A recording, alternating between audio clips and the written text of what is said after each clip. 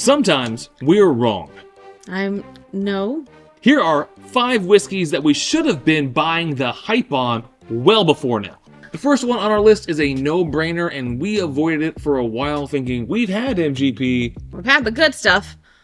Why get any more? It's like a DiGiorno's pizza. You know the stuffed crust is the best. But you always go back to the rising crust, and you're like, this isn't that great. Stuffed crust equals MGP. The stuffed crust of whiskey is Clyde Mays. This one happens to be a 110 proof, 6-year age-stated bottle, and I feel stupid because this thing's fantastic. I mean, it is a red label. My faith tells me stay away from anything that looks like it has the color red on it. Santa Claus, barber poles, the original MTV logo. Was not red.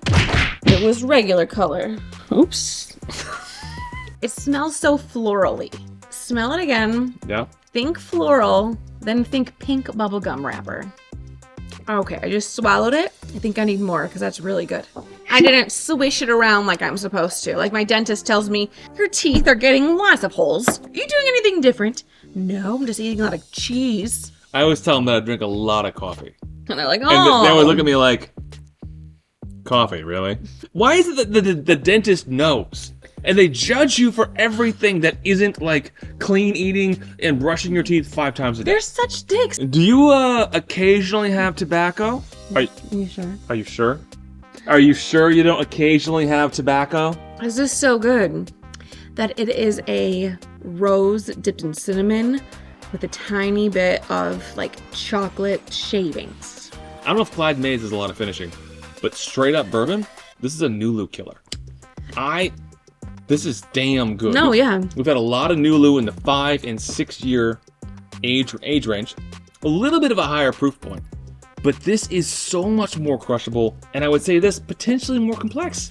I love Nulu, but when I am at the store and I see Nulu, I will not pick it up unless it is a fun finish. Which is kind of sad.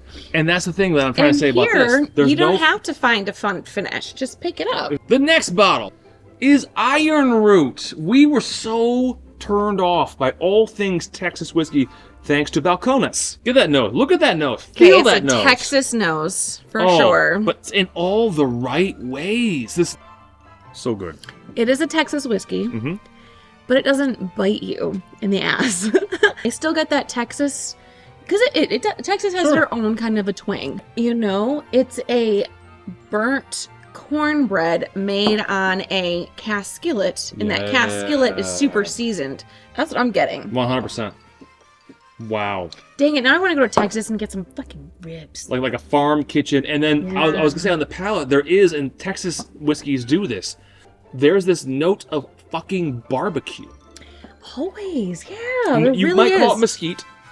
I'm going to call it barbecued meat. On Iron Root, it's fantastic. Is it mesquite or is it hickory? I don't know the difference either. Look, our name isn't the Whiskey Channel. I don't know.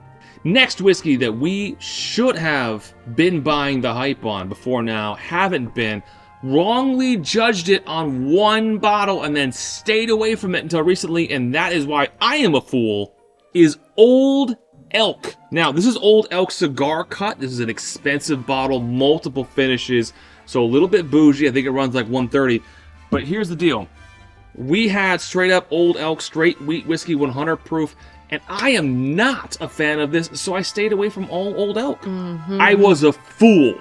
We were seduced into the Old Elk wheater and brought it home, and we're not happy with our services. But you can't return money when someone seduces you. So this is a select blend of award-winning signature high malt straight bourbon whiskey aged 6 years, finished in sherry, Armagnac, port, and cognac casks. So I'm getting a lot of traditional tobacco. It's a super ripe, almost on the edge of sour strawberry there. But there's more. I gotta keep going. In there. For me, you have all those finishes. Even if you're not thinking about the finishes, on the palate runs you through, feels like, all 4 or 5 finishes, and then lands you at tobacco. Have you ever been to a hookah bar? No. It's kind of like that, but put your dried fruit in the thing.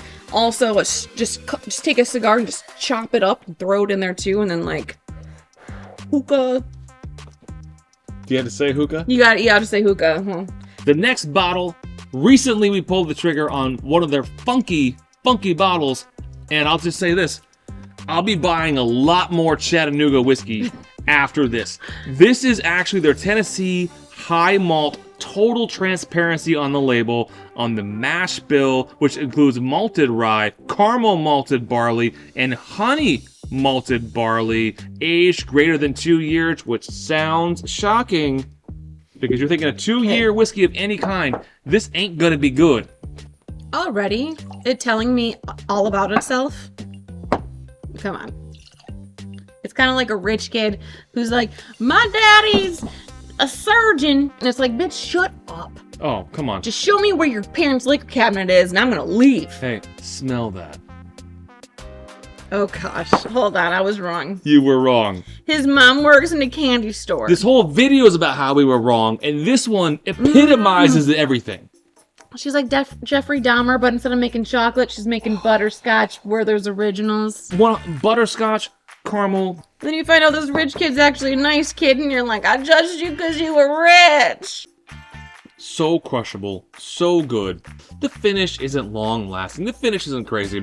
But the nose, the crushability, and the uniqueness of it alone make it 100% worth whatever we paid for it. I can tell it's young, though. I can tell that it's young in that there isn't much of a finish on it. But a lot of the other really young stuff we've had, super crafty on the nose, super crafty on the palate. This is neither. Last on our list. I think we had some of the Likes House that we liked it, but we stayed away from buying our own bottle until earlier this year, and since then we have bought 2 Redbreast single pot still Irish whiskey, cast strength, 12-year age stated. So, again, Mexican Irish. Irish. We should love Irish whiskey. We're a little bougie when it comes to Irish whiskey, and maybe it is our heritage, making sure that we get the good drams. I don't think little fairies are coming around. Hey! Little Irish fairies. 2023, can't call them fairies anymore. All right, that's worth a dentist cavity. The buttery avocado note, almost like an olive oil, too, like bite to it. You do get a little metallic-y Irish It's pot still. something, but this one is good. I don't know what the Irish do. Yeah, it's a little dark Guinnessy. It has that Guinnessy dark. What is in Guinness that makes it? It's like this. Years of family abuse. Oh, like a mead. Maybe like that's the red wine I'm trying to explain, but it's not red wine. It's like an old-fashioned mead. I think that you're wrong on saying that you're wrong. It's buttery, and then into this Irish profile, and then into like this red wine profile. It is a bourbon drinker's Irish whiskey. Yeah, if we like it, you're gonna like it. Because we aren't that great. No, so this is 5 of the bottles that we are going to just say, yeah, we were wrong. We're gonna, jump the ship and join the rest of you at the bottom of the bridge, right? Is that when people jump off a bridge? If your friends were doing it, would you do it? So if you are gonna jump off a bridge as well, I feel like I shouldn't have said jump off a bridge now. You're gonna do what your friends do. Sometimes your friends are bad. Listen, it's just safer to say fall down for no reason, Joe Biden. Did you see Joe Biden the other day? Saved it. I love me Lucky Charms. These kids take my Lucky Charms and they go and they hide away in the woods, and then I have to come home and drink my Redbreast.